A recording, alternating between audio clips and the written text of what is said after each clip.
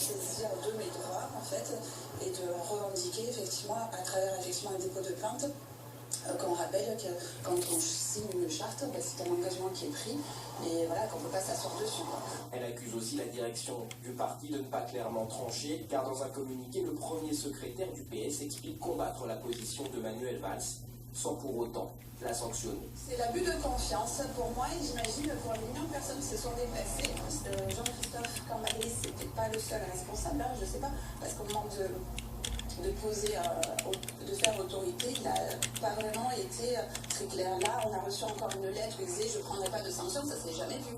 Les demandes d'exclusion de ceux qui rallient un autre candidat que Benoît Hamon se multiplient sur les réseaux sociaux, comme cette pétition ou cet appel de la Fédération PS du Loir-et-Cher. Les deux gauches irréconciliables théorisées par Manuel Valls semblent désormais bien réelles, incarnées désormais par Benoît Hamon d'un côté et Emmanuel Macron de l'autre.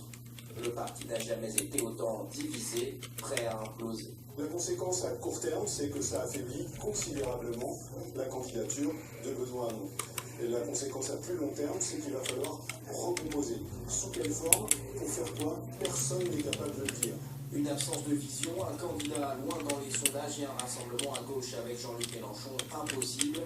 Difficile pour les militants PS de rester optimistes. Hamon perd des voix et à mon avis, la gauche sera la gauche de la gauche, la vraie gauche ne sera pas au deuxième tour. Tout le monde se dissocie. Mélenchon, Hamon, Valls, il y a un problème. Selon notre dernier sondage, Benoît Hamon est le 5e homme de cette élection, avec seulement 10% des intentions de vote.